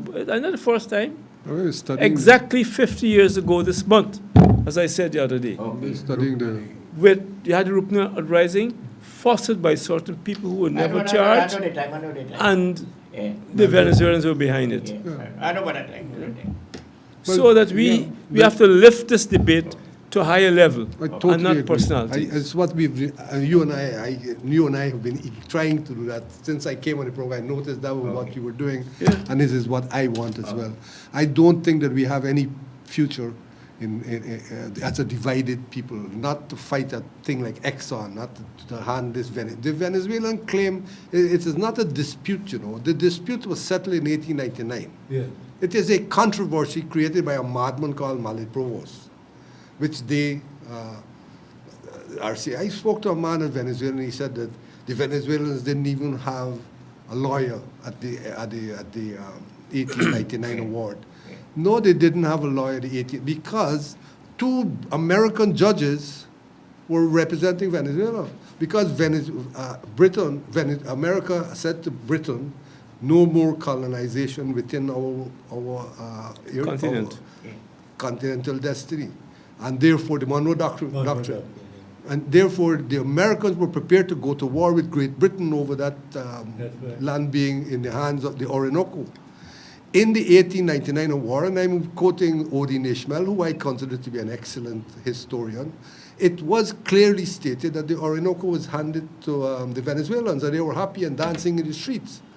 This business of there was no lawyers are not represented. The Americans were representing Venezuelan interests because it represented their interests as well, because they didn't want the British to colonize the Orinoco. So at the end of the award, the Russian judge was simply the moderator between the four judges. Two judges British, two judges American, and the Russian judge. Because the Russian judge, because he averted a world war, a war between Britain and America, which was tantamount to something really big, he was awarded in 1900, the year after 1899, he was nominated for a Nobel Peace Prize. He didn't get it, but he was nominated for it. And therefore, this is not so little crabby judge. This is a highly respected man. Yeah. And then if Venezuela say this man was bought by the British, the man was a highly respected man. So we've never had a dispute about that. Since 1899, that matter was totally settled. What we have is this controversy that they are making this. Okay. Minister, what's your view? I said that Make it short. I would not speak because, you know, you won't hear the views. I am at a disadvantage. Okay. I could speak on any single topic anybody wants to speak on. You can't have too long on the program, please. Right, so that is go to the callers. Okay. You see, the opposition, you give the opposition a program. One person sitting on this program and they brainwash the people. Hold on. So Let us get a view of the people. Well, that's the name of the program, the voice of the people. Hello. Yes. Yes. You know, John Paul, you not be no afraid or not frightened about it, because I want you to do these yourself, because you don't put a man like from. There's some doctors and liars. They show it clearly that all people we could control. They don't think he's a bully with this country, we own this country. You understand? But anyhow, who do, y'all gotta try and start doing some more groundwork. And some y'all are trying to do some more groundwork. That's like the Jack deal. Mr. Mayor, I know it's people like you that both got those advice around them and everything this man. I mean, I understand really going on. Yes. And the next thing, Mr. Mayor, I think when this state, they will give up some lands to some people. But I think man and some farmers around, no one man shouldn't get so much acres of land and everything, because we're all farmers. If every farmer is able to get a 20 acre or 10 acre and share it, but from there I understand some farmers alone get over 100 acre land and everything. Okay. And I think that this is really wrong, because it's not one person, it's more than one person. You understand? I think that every farmer, if they get who obtain and try to gain type, but they could get 10 acre self for planting rice or something, I think it won't work good. Don't let no one man get 100 acres, 50 acres, 60 acres. Oh man, that's all I'm saying. I know that you're a very moral principle, and I know you play a part at the Wales Estate in the rice industry, and I need you to put your foot on it. And Joy Paul, I need you to get into it too, because I tell you, I'll be honest in my Jackson has said it. I have no confidence in Mr. Ola because he's not pushing anybody or he's supposed to push it. He's not moving around, he's not coming around. I can't use the only minister finding time. All the minister can't find time on a Saturday each of the time for come there that people could think, or they move around. Come when we get back to most meeting, we get something going on. They have nothing going on, so they're giving Jack Deal and I fund them. So we are condemned because the area is not doing good work and the work was supposed to don't start. Get back to most meeting, come into the village, let people know the criteria, small farmers, and do this more watch. Last week, Jack Deal another team come over for me to the small farmers and we can do this for y'all, we can give y'all the money to do this. No, they're supposed to be y'all the import do this because y'all allowing this man to think. This man what people walking around every weekend. They find a bottom in every you got something with that, you got people going around and get things going on. And then Irfan is a dumb, somebody tired of Irfan. Irfan is like economics. Irfan second, he don't put Irfan because he want to control Irfan. What he can put Nanalan, what he can put the Dr. Girl and Demers. He want to control them. Don't we do that? He chose out to the water because nobody has time with Irfan. Irfan is just a bully and Irfan went in housing. I see one of the people you can talk to. It's not like you when you could say Mr. Jaipal and you can't talk to one. So it's like you put it, you want to control it. They can't control it. So you know what you got to do. Get up, start going, come over in the middle of this region here, right? Is them is win this region. But you are supposed to start trying to win the region. Right? So I know Mr. Villa, you're going to try and see or you could talk to them and everything. But why look into this particular one? One person is bad. So you one person has something to run with. You know it too. Because you're going to pressure the other man. So I got a lot of confidence here. So I need you to get things going. And the Minister of Agriculture, I'll be honest with you. If I have about there, legal and take care of his body. Can you make it? He can make it. Okay. He is not moving around. He is not showing his strength. Yes. Agriculture minister supposed to be a stiff man. Agriculture minister supposed to be more busy more than the president. Because we cannot tell you. If everybody stop farming and planting, everybody's going to hungry. And agriculture is supposed to be one of the leading things in any country. Yeah. Because we can't do without agriculture. Yeah. Right? So, Mr. Jaipal, I need you all to come over. At least it's standing down like trade, wheels. Come, let me start getting things going because listen, you can't wait till it's too late, my buddy. Right? And remember now, people, even from y'all, and even Jago, people them all the time. We expect that happen. You can't wait till you need me the tail and then you're going to pass you and man done the job. So get up and move and let things go. All right, y'all have a good day. Mr. Green, my brother, give some light upon the bulldog who is something. I would say to the end never, as I'm not Saiji, can you kill me in the tongue? Have a good day. Thank you very much. Okay, first of all, we indicated in this program. Mr. Jaipal, when somebody move the case, block the case on one magistrate, right? That don't prove. I talk more one case, one right I talk in Okay, so go ahead, yes, as a caller yes, the Pastoral Party indicated that let's go wrong. We never demanded anything in 2011 and 2015, and the demand this time, 2019, 2020, is that we want the Ministry of Agriculture. The Pastoral Party wants the Ministry of Agriculture position, Senior Minister, Ministry of Agriculture. So that's our position. Okay. The caller speak about Irfan and economics or something like that. Okay. If you listen to the budget debate, Irfan attacked the Minister of Finance, Minister Jordan, and said the budget was a set of sweet lies. I go through Irfan Ali's presentation and I rebutted what he said, and it was sheer lies.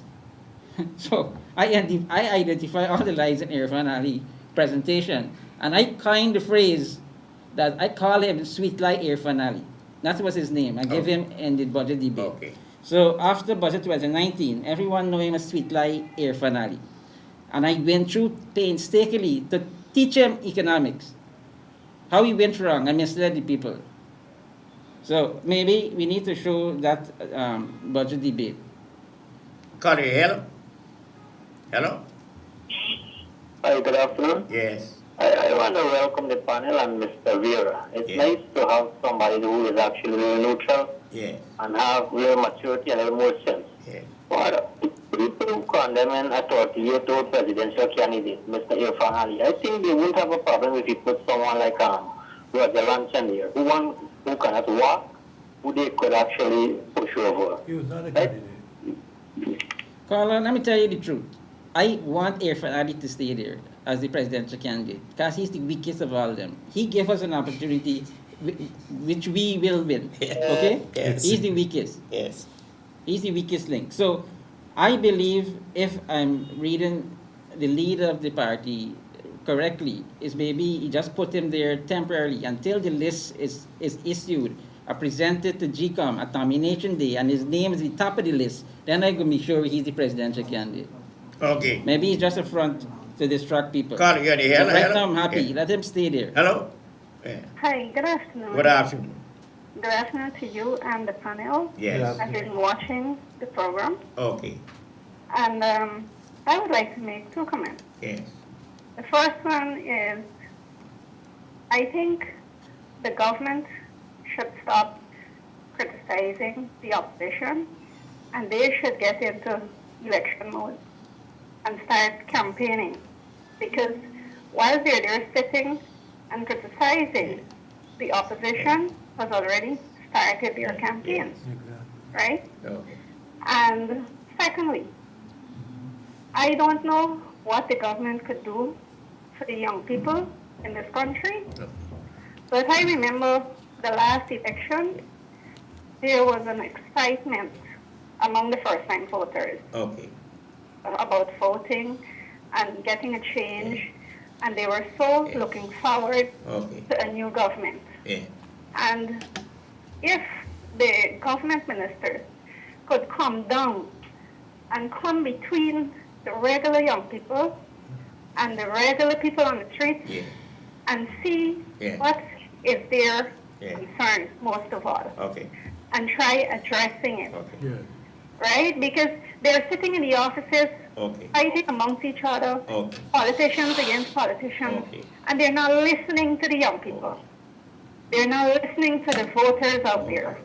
And I think that they need to start paying attention to these young people. Okay. Thank you very much. Because the young people is who is going to swing this election, Yes. either or either way.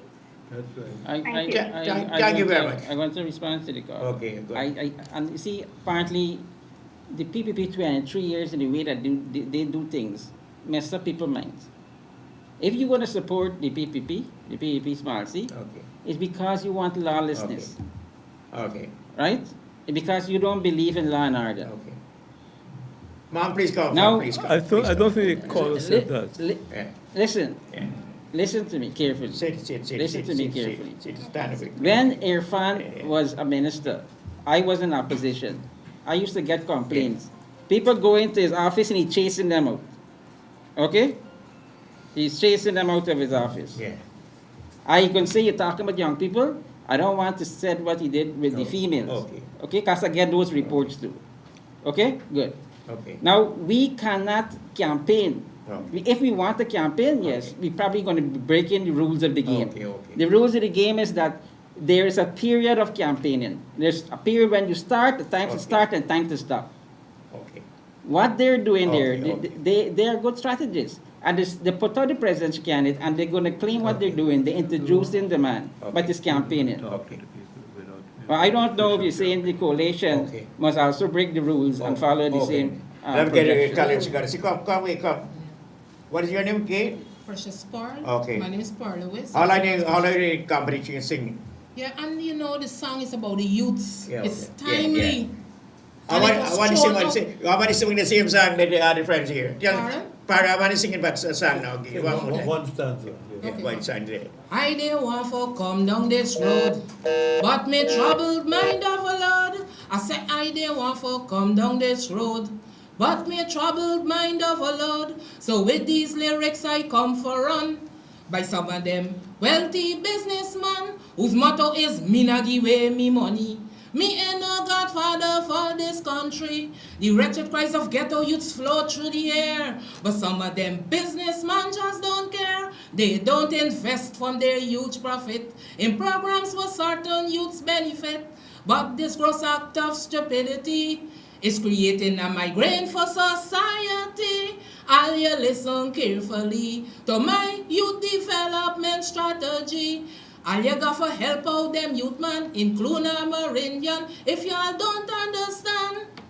Collect couple Portuguese, couple Chinese and Portuguese, some Indo, black and white youth man, Indians, African, Caucasian. Oh yes, Mr. Businessman, support every youth in this master plan. Wonderful, wonderful, That wonderful. is the song they throw to the How about you play with the next song?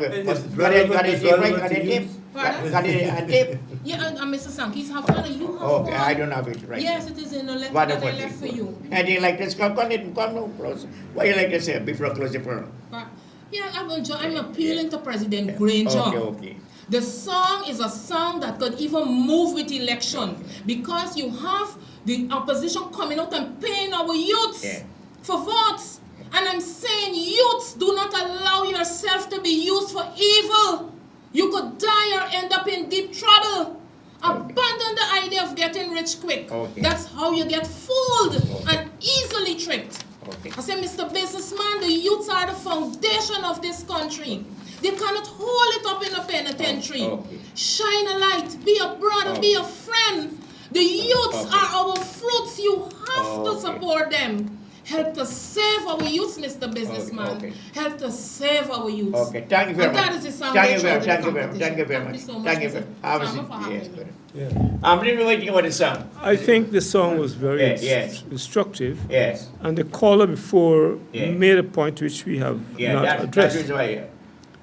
We need to deal with our youth problem and understand, as I said in other circumstances, it's not a matter you can skim over. It's a deep involved issue. In 1991, I talked about a moral and a spiritual revival. Today, when I opened the papers, I saw two incidents at two of our top schools. Mays, where a young woman committed suicide because she's 15 and some 20-year-old boyfriend gave her things.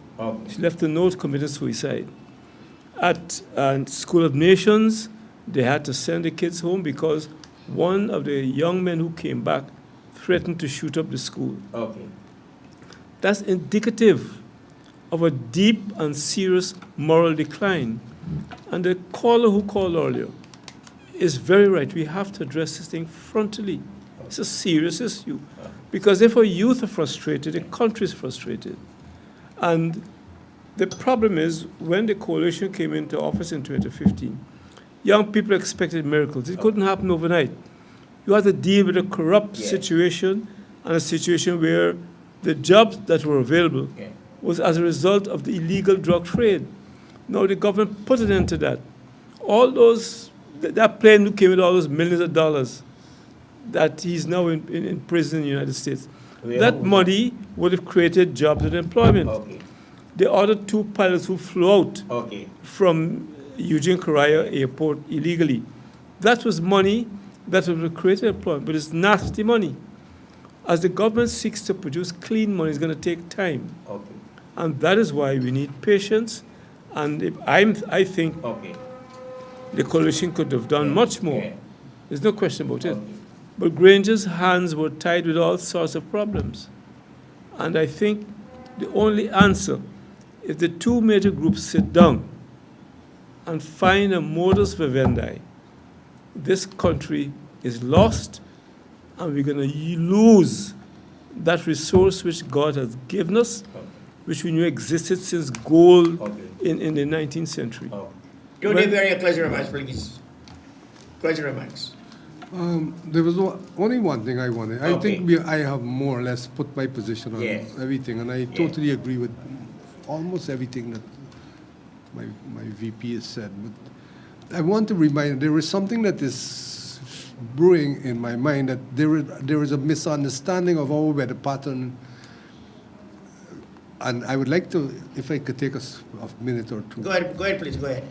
We are very close to the equator. We're only 5 degrees, 58 minutes north of the equator. Countries less than 10 degrees north and south of the equator, because they're under the intertropical convergence zone, have 2 rainy seasons a year. Higher up, 15, 20, 25 degrees, where Cuba is, there's only 1 rainy season a year. And lower down in the northern Brazil, there are 2 rainy seasons a year. But in Sao Paulo, where the majority of the Brazilian sugarcane is, it's 1 rainy season a year. So we have these 2 rainy seasons a year coming December and January and May, June, which further exacerbates the situation with the harvesting of the cane by mechanical methods. So we have to remember that as well as the heavy clay soil, because when we have mechanizations at Skeldon in that experiment, 1 inch of rain could stop all mechanized harvesting for 3 days, and it could rain 1 inch anytime during the entire crop. So, Minister, closing remarks, please. Yes, I know the callers and viewers are saying that they want to see ministers in the community and things of the nature. I said, look, the rule of the game is that if you're going to campaign, it starts at a specific time and it ends at a specific time. That is when you submit the list, you come say when you should start and when you should end. So I'm doing bottom house meetings, but you don't see me. I got to do like Dr. Walter Rodney. I got to hide and go, because I don't go in to an area that is my support base. I have to win support from the PPP. But I can't go into a PPP area. If they see me and see the people that come into a bottom house meeting with me, what do you think they're going to do to the people? They might try to harm me too, but what do you think they're going to do to the people? The people can't live in peace. The PPP supporters are very vindictive. So when I go into these bottom house meetings, they tell me a lot of things. And one of the things that they left with me in Region 3 was that what was how they put it? They say Irfan Ali is Jagdeo on steroids, right? So basically what they're saying is that if you believe Jagdeo bad, well, Ali is like if he's Jagdeo on steroids. That is how they put it. But they tell me a lot of stuff about them and their behavior and things like that. I can't see everything in here. But you say you have a lot of young people. And young people is the majority of the electors in this country. I'm also young, and so I'm saying to you, go Google motion of confidence and vote of confidence. Go and Google it. Go and look at the Constitution, Article 106, Paragraph 6. You go and research anything that I had said on this television program, and any other thing, and you're going to, and if you don't have the understanding, I'm going to interpret it again for you. I believe as politicians, we should be educators. We should educate the people. And that is the reason when I come to this program, I would like to take questions. Okay. Mr. Veer, a lot of people complain about nice uses in the city of Georgetown. What do you want that? Nice uses. Music card and so music card. Noise nuisance. You have nice uses. Music cards. the music cards. Why do you have a comment card? Well, it's horrible. Some people it's horrible. Very. I don't know why they have to play it so loud. Yeah, it's horrible. Right there, yeah, probably from the cars too. People do it from the cars. I have a little club I sit at in town there, and I ask them to keep the music down because people are meeting there to take a beer and talk politics and talk about the economy and so on. And then these music cars come. They actually stop outside there and go in the club to buy. And you have a studio operating here. No, I think that there was a time when they had been told they can't play the music at all, and then they allowed them to do it. And of course, anytime you allow anybody to do anything in this country, you've got to overdo it. Okay. Mr. Green, where you coming at the music art? Allowed music. Part of a culture of lawlessness. Yeah. And we've got to put a stop to it so that people are how we can stop it? How can stop it? The police can't stop it tonight. No, the constabulary started a program. When we got those bicycles in, Okay. We had put an end to it, but I don't know what has happened since. Okay. It's a culture of lawlessness. And it is endemic. And to repeat myself, we've got to get our young people understanding the rules of what is right and what is wrong. Too many people in this society, our young people, don't know the difference between right and wrong, good and bad. That's true. Okay. Some curse and believe it's a lingua franca. That's the way you should speak. Because they have not been tutored, they don't have the correct leadership at the community level. Okay. We've got to start there. Okay.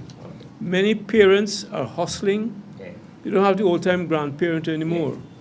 And we have to examine our society very, very seriously. Okay. And that can only what come. Is your comment on the nice No, let me finish. Yeah, okay. That can only come Sorry about that, yeah. if our political leaders sit down and in a mature manner decide these are the things we need for our people and work together. Stop this election. I would ban elections for the next 10 years. Thank you. Nice users. Not only from the guy pushing the pen. There's certain shops that encourage it to get people to go in there. There's some people open their cars. They drive with the cars and then they open the music from the cars and they let loose. I've had a complaint several times about this. But going back to the youth, we must give priority to the youth. They're the majority of the voting population too. And that lady's Calypso. Yes, very good. Was very relevant. Yeah, that's right. Relevant, because we have to focus on the youth, and I hope that in the campaign the parties will not just give blind promises, but try to focus on something concrete.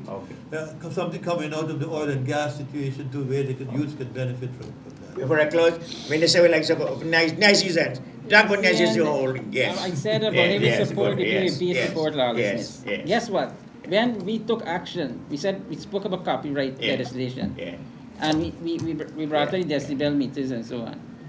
The leader of the opposition, Jack, will turn it around and say, taking away works from your own people, your support base. Because them is the people who supported you and voted for you. Those people that are playing the music here. So when we trying to tighten up and put the things in place, here Jack will say, here, no, if you put me in there, music here gonna play.